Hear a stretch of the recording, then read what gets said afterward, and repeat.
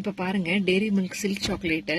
So இது வந்து பார்த்தீங்கன்னா சூப்பராக இருக்கும். இதில் நிறைய ஃப்ளேவர்ஸ் இருக்குது. ஆல்மண்ட் ஃப்ளேவரு, பப்ளி ஃப்ளேவரு, அந்த மாதிரி நிறைய ஃப்ளேவர் இருக்குது. ட்ரை ஃப்ரூட் அண்ட் நட் அந்த மாதிரி நிறைய ஃப்ளேவர் இருக்குது.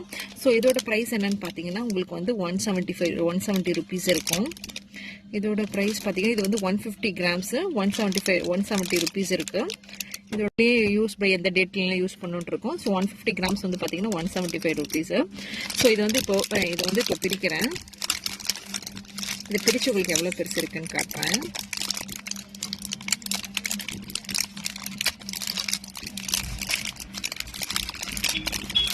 ஸோ இப்போ பார்த்தீங்கன்னா பிரிக்கும்போது உங்களுக்கு இந்த மாதிரி இருக்கும்.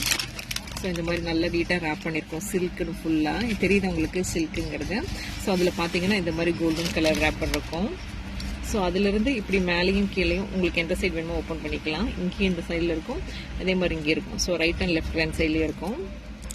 ஸோ இப்போது இதை நான் இப்போ ஓப்பன் பண்ணுறேன்.